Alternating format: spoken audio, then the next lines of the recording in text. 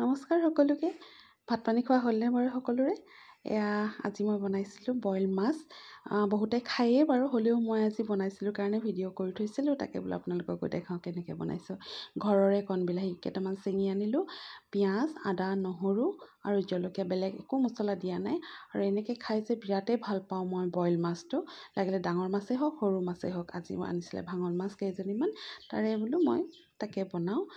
কুকাৰতো বনাব পাৰি, মই কিন্তু আজি কেৰাহীত বনাইছোঁ দেই। তেল মানে নামমাত্ৰ আপোনাৰ 1 চামুচমান মই তেল দিছোঁ। দেখিছে, বেছি দিয়া নাই, একদম কমকৈ দিছোঁ। তাতে মই পিঁয়াজ কাটি লৈছিলোঁ, সেইখিনি মই অকণমান লৰাই লৈছোঁ। বেছি ভাজিব নালাগে, দিয়েই মই লগালগ আকৌ ইয়াতে এতিয়া মই এইখিনি বিলাহীখিনি দিয়েই দিম। বিলাহী, আদা নহৰুটো পিছতো দিব পাৰে, অলপ দেৰিকৈও লগালগো দিব পাৰে। মই এনেকৈ অলপমান দিলোঁ। এইখিনি বেছি দেৰি ভাজি নাথাকোঁ। নিমখ অকণমান দি দিম এতিয়া বিলাহীখিনি সিজিবৰ কাৰণে। আৰু বিলাহীবোৰ দেখিছে মই গোটা গোটাই দি দিছোঁ, কাৰণ সৰু সৰু কাৰণে নিজেই ভাঙি দিলে ওলাই মানে ফাটিয়ে যাব বাৰু, কাটিব লগা হোৱা নাই। আৰু হালধি একদম নামমাত্ৰ অকণমান দিছোঁ। তাৰপিছত এইখিনি মই লৰাই লগালগ মই ইয়াতে মাছত মই নিমখ দি ল'লোঁ অকণমান।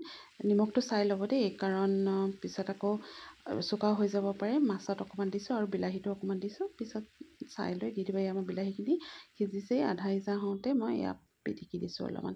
তাতে আদা নহৰু অলপমান জলকীয়া থাকি গৈছিলে, এইখিনি খুন্দি লোৱা, সেইখিনি দি দিছোঁ ইয়াতে। আৰু এতিয়া মই ইয়াতে লগালগ মাছখিনি দিয়ে দিম। বেছি দেৰি ভাজি থাকিব নালাগে নে, অকণমান মই বিলাহীখিনি কোমল হোৱালৈ ৰখিলোঁ আৰু পিটিকি দিছোঁ, যিহেতু পিটিকিব লাগিব।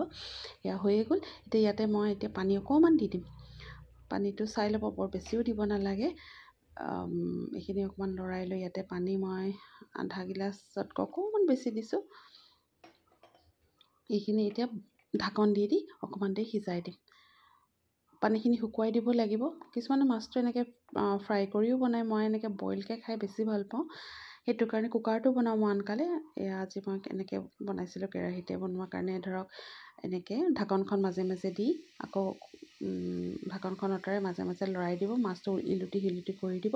আৰু বেছি ডাঙৰ মাছ নহয়, ভাঙন মাছ যিহেতু সৰু সৰু, সোনকালে সিজিয়ে যায়। আৰু কণ বিলাহীৰ যোনটো টেঙা ন, ইমানেই বেছি ধুনীয়া, ভাল লাগে খাই, বহুত টেঙা হয়। সেইটো কাৰণে এনেকৈ বোলো বইল খাবলৈ মন গ'ল, আজি টেঙা খাবলৈ মন গ'ল। জাতিলাও আছিলে, আজি জাতিলাও মাছে জোল বনাম ভাবিছোঁ, কিন্তু নবনালোঁ আৰু বোলো বিলাহীকেইটা দেখা পাই নাই, বোলো টেঙা বইল মাছ এনেকৈ খাওঁ। তাকে অলপমান বনাই থৈছিলোঁ, আপোনালোককো দেখুৱালোঁ কেনেকৈ বনাওঁ। চবেইটো বনায়েই বাৰু বইল, কিন্তু কিছুমান মানুহে আকৌ মাছটো বগা বগা বইল দেখি নেখায় আকৌ দেই। আমাৰ ওচৰৰে মানুহ এঘৰ আছিলে, ভয় লাগে বোলে খাবলৈ, মাছবোৰ ভাল নালাগে বগা বগা দেখে। কি যে হ'ব, ময়ো আকৌ এনেকৈ বইলকৈ খাই বেছি ভাল পাওঁ। আৰু পৰাপক্ষত আমি এনেও তেলটো অলপ কমাই খাব লাগে, নহয়নে? এয়া দেখিছেনে, মোৰ বনোৱা হৈ গ'ল।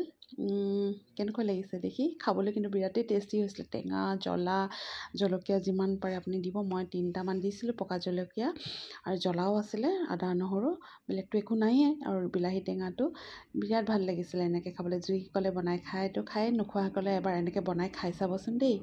আৰু এয়া মোৰ হৈ গ'ল ভাত। এয়া মাছ বিলাহীৰ লগত, জাতিলাও ভাজি, বন্ধাকবি ভাজি, ফ্ৰাই মাছ এজনীয়ে লৈছোঁ। আৰু এয়া আপোনাৰ চানা আৰু পিঁয়াজ, কেঁচা পিঁয়াজ কাটি লৈছোঁ, পানী টেঙা অলপমান, আৰু ভাত। দাইল আছিলে, মই দাইল খাই ইমান ভাল নাপাওঁ কাৰণে নাখালোঁ।